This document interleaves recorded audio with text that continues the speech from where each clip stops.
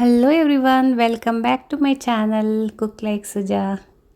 ಬೇಸಿಗೆ ಅಲ್ವಾ, ತುಂಬಾ ಸೆಕೆ ಅಲ್ವಾ. ಹಾಗೆ ತಂಪಾಗಿ ಕೂಲಾಗಿ ice cream, ice candy, kulfi ಎಲ್ಲ ತಿನ್ನಬೇಕಂತ ಆಸೆ ಆಗೇ ಆಗುತ್ತಲ್ವ. ಅದಕ್ಕೋಸ್ಕರ ಮನೆಯಲ್ಲೇ ಕುಲ್ಫಿಯನ್ನು ಮಾಡಿಕೊಂಡು ತಿಂದರೆ ತುಂಬ ಚೆನ್ನಾಗಿರುತ್ತೆ. ಕ್ವಾಂಟಿಟಿನೂ ಹೆಚ್ಚಿಗೆ ಆಗುತ್ತೆ, ಅಂಗಡಿಗೆ ಹೋಗಿ ತರೋದು ತಪ್ಪತ್ತೆ. ಸೊ ಅದನ್ನು ಹೇಗೆ ಮಾಡೋದಂತ ತೋರಿಸಿಕೊಡ್ತೇನೆ ಬನ್ನಿ. ಅದಕ್ಕೋಸ್ಕರ ನಾನು ಅರ್ಧ ಲೀಟರ್ ಕ್ರೀಮ್ ಮಿಲ್ಕ್ ತೊಗೊಂಡಿದ್ದೇನೆ, ನಂದಿನಿ ಅವರದ್ದು. ಹೀಗೆ ಪ್ಯಾನ್ಗೆ ಹಾಕಿ ಬಿಸಿ ಮಾಡಬೇಕು. ನಂತರ ಒಂದು ಸಣ್ಣ ಪಾತ್ರೆಯಲ್ಲಿ 2-3 ಟೀ ಸ್ಪೂನಷ್ಟು ಕಾರ್ನ್ಫ್ಲೋರ್ ಹಾಕಿ ನೀರನ್ನು ಹಾಕಿ ಚೆನ್ನಾಗಿ ಹೀಗೆ ಮಿಕ್ಸ್ ಮಾಡಿ ಕುದೀತಾ ಇರೋ ಹಾಲಿಗೆ ಹಾಕಬೇಕು. ಈ ರೀತಿಯಲ್ಲಿ ಅಂದರೆ ಕಾರ್ನ್ಫ್ಲೋರ್ ಯೂಸ್ ಮಾಡಿದರೆ ಹಾಲು ಸ್ವಲ್ಪ ದಪ್ಪಗಾಗತ್ತೆ. ಅದಕ್ಕೋಸ್ಕರ ಅದರೊಟ್ಟಿಗೆ ಒಂದು ಸಣ್ಣ ಬೌಲಲ್ಲಿ ಬಿಸಿ ಬಿಸಿ ಹಾಲಿಗೆ ಕೇಸರಿ ದಳಗಳನ್ನು ಹಾಕಬೇಕು. ಅದು ಬೇಗ ಕರಗತ್ತೆ ಬಿಸಿ ಹಾಲಿಗೆ ಹಾಕಿದರೆ. ಅದನ್ನು ಕೂಡ ಇದರೊಟ್ಟಿಗೆ ಮಿಕ್ಸ್ ಮಾಡಬೇಕು, ಯಾಕಂದರೆ ಪರಿಮಳ, ರುಚಿ ಮತ್ತು ಕಲರನ್ನು ಕೂಡ ಕೊಡುತ್ತೆ ಕುಲ್ಫಿಗೆ. ಅದಕ್ಕೋಸ್ಕರ ಅದರ ನಂತರ ಮಿಲ್ಕ್ ಪೌಡರನ್ನು ಕೂಡ ಹಾಕಬೇಕು. ಹಾಲಿನ ಪುಡಿ ಇರುತ್ತಲ್ವ, ಅದನ್ನು 1 ಕಪ್ ಹಾಕ್ತಾ ಇದ್ದೇನೆ.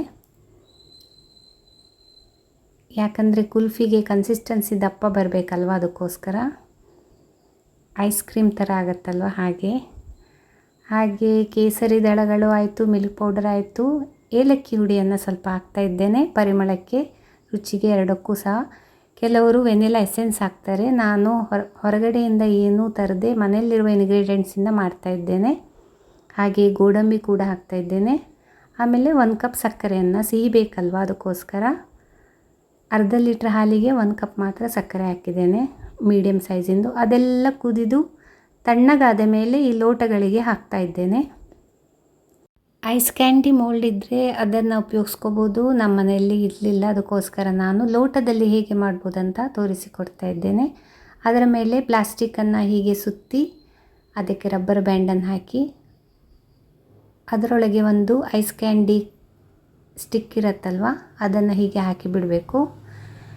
ಅಲ್ಯೂಮಿನಿಯಂ ಫಾಯಿಲ್ ಇದ್ದರೆ ಅದನ್ನು ಹಾಕ್ಬೋದು, ಅದಿಲ್ಲ ಅಂದರೆ ಹೀಗೆ ಪ್ಲಾಸ್ಟಿಕಲ್ಲೂ ಕೂಡ ಸುತ್ತಿ ಇಡ್ಬೋದು. ಓವರ್ನೈಟ್ ಅಂದರೆ 8ರಿಂದ 10 ಗಂಟೆ ಫ್ರೀಝರಲ್ಲಿ ಇಟ್ಬಿಡಬೇಕು. ಮರುದಿನ ಬೆಳಿಗ್ಗೆ ಹೀಗೆ ತೆಗಿಬೇಕು. ನೋಡಿ, ಈ ರೀತಿಯಲ್ಲಿ ಇರುತ್ತೆ, ಚೆನ್ನಾಗಿ ಗಟ್ಟಿಯಾಗಿದೆ ಅಲ್ವಾ. ಈಗ ಒಂದು ಪಾತ್ರೆಯಲ್ಲಿ ನೀರನ್ನು ಹಾಕಿ ಅದರಲ್ಲಿ 1-2 ನಿಮಿಷ ಹೀಗೆ ಮುಳುಗಿಸಿಟ್ರೆ ನೀಟಾಗಿ ಕುಲ್ಫಿಯನ್ನು ತೆಗಿಯೋಕ್ಕೆ ಬರುತ್ತೆ. ನೋಡಿ, ರೆಡಿಯಾಗಿದೆ ಅಲ್ವಾ. ತುಂಬಾ ಚೆನ್ನಾಗಿ ಕಾಣಿಸ್ತಿದೆ ಅಲ್ವಾ, ತುಂಬಾ ಟೇಸ್ಟಿ ಇರುತ್ತೆ ಆಯಿತಾ. ಹೀಗೆ ಕೇಸರಿ ದಳಗಳನ್ನು ಉಪಯೋಗಿಸ್ಕೊಂಡು ಕುಲ್ಫಿಯನ್ನು ಮಾಡ್ಕೊಂಡು ತಿಂದರೆ ಆರೋಗ್ಯಕ್ಕೂ ತುಂಬಾ ಒಳ್ಳೆಯದು. ಇದು ನೋಡಿ, ಇದೊಂದು ಪ್ಲಾಸ್ಟಿಕ್ ಡಬ್ಬದಲ್ಲಿ ಕೂಡ ಹಾಕಿಟ್ಟಿದ್ದೆ. ಸೇಮ್ ಲೋಟದಲ್ಲಿ ಹೇಗೆ ಮುಚ್ಚಿಡ್ತೇವೆ ಪ್ಲಾಸ್ಟಿಕ್ಕನ್ನು, ಹಾಗೆ ಇದನ್ನು ಕೂಡ ಪ್ಲಾಸ್ಟಿಕ್ಕಲ್ಲಿ ಮುಚ್ಚಿ ಅದರ ಮೇಲೆ ಮುಚ್ಚಳವನ್ನು ಮುಚ್ಚಿ ಓವರ್ನೈಟ್ ಫ್ರೀಝರಲ್ಲಿ ಇಟ್ಬಿಟ್ರೆ ಕುಲ್ಫಿ ಐಸ್ ಕ್ರೀಮ್ ಸ್ಲ್ಯಾಬ್ ಥರ ಆಗುತ್ತೆ. ನೋಡಿ, ಐಸ್ ಕ್ರೀಮ್ ಪಾರ್ಲರ್ಗಳಲ್ಲಿ ಕೊಡ್ತಾರಲ್ವ, ಅದೇ ರೀತಿ. ಇಷ್ಟು ಈಸಿಯಾಗಿದೆ ಅಲ್ವಾ. ಸೊ ನೀವು ಕೂಡ ಮಾಡ್ಕೊಂಡು ತಿನ್ನಿ. ಬೇಸಿಗೆ ರಜೆಯನ್ನು ಕುಲ್ಫಿ ತಿಂದ್ಕೊಂಡು ಆರಾಮಾಗಿ ಎಂಜಾಯ್ ಮಾಡಿ. ಇನ್ನೊಂದು ರೆಸಿಪಿಯೊಂದಿಗೆ ಮತ್ತೆ ಸಿಗ್ತೇನೆ. ಅಲ್ಲಿವರೆಗೆ ಟೇಕ್ ಕೇರ್, ಬಾಯ್.